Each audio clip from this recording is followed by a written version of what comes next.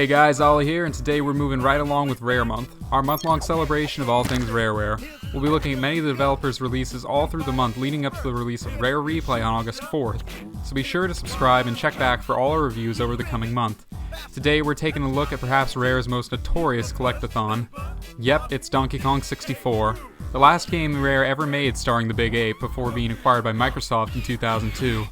Released in 1999 as the follow-up to the Donkey Kong Country series, DK64 had much critical acclaim upon its initial release, and after 16 years the game still has a reputation as one of the developer's premier platformers. So with that in mind, should you still go bananas for DK and crew?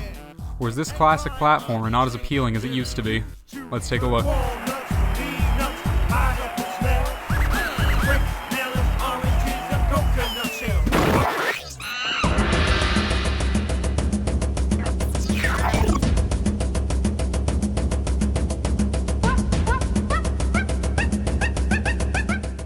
King K. Rool just can't leave Kong and crew alone. After continually raiding the banana horde, the old Kremling is at it again, only this time he's captured 4 other Kongs, including fan favorite Diddy, the elastic Lengthy, the brawny Chunky, and the totally not Dixie Tiny Kong. DK must work to save his friends, and together they need to stop King K. Rool before he destroys Kong Island. It's admittedly nothing special, but the cutscenes are mildly entertaining and fairly impressive for the day. Really though, does anyone need more motivation to take out some mischievous reptiles and collect lots of stuff?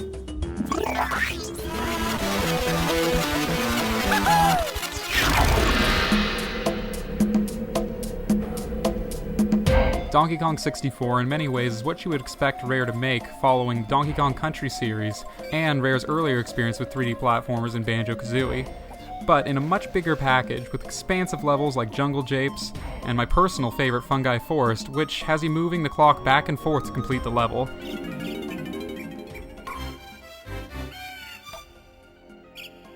Interesting fact, did you know at one point this was supposed to be a level in Banjo-Kazooie called Fungus Forest, starring none other than Clanker but as a living fish? Pretty cool, right? Anyway, the game can be loads of fun and has lots of varied objectives to complete. It's unfortunate then that at its heart, Donkey Kong 64 has some real problems, least of which being forgettable multiplayer that forgoes being anything worthwhile, with the worst offender being its camera, which gets stuck on literally everything. In addition, the controls simply aren't as tight as Rare's other games, and this will drive you crazy anytime precision is required. Now, on to the items issue. If Banjo-Kazooie was Rare's starting jog with collectathons, then Donkey Kong 64 is like running back-to-back 5Ks. There are bananas to open boss doors, crystals for special powers, coins for vendors, balloons to pop, berries to snap pictures of. It's already crazy, and that's not even the half of it.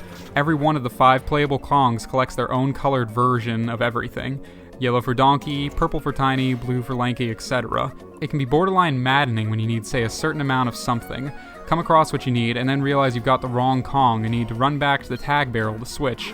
Only to clear an area, need to run back again because you missed that one yellow coin, and then repeat again because you need Chunky to bust open a door ahead so you can progress.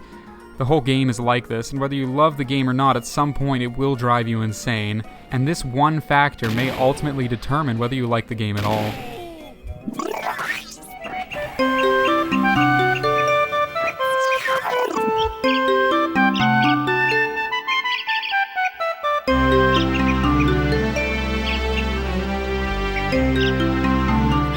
Donkey Kong 64 was one of those few titles that used the N64 expansion pack, and consequently is one of the better looking games on the system and relatively nice looking today. The game still has some great designs that help keep the characters and levels distinct and memorable, though it does seem a little bit darker than some of Rare's other games in terms of the art direction. This is bolstered by one of Grant Kirkhope's finest scores. While the DK rap might be the most notable track, rest assured the music will get stuck in your head, and you will be hearing Fungi Forest in your sleep. Sure, it's not the most amazing thing today with its low resolution and 4:3 aspect ratio, but thanks to a lot of imagination and careful consideration, Donkey Kong 64 still holds up pretty well.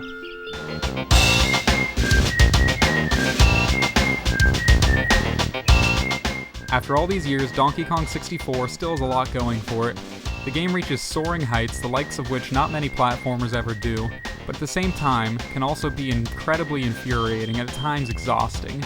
Yet it's still a game that can be a great deal of fun, and provided you're willing to put up with a few design hiccups along the way, is absolutely worth adding to your collection. Donkey Kong 64 gets a 4 out of 5.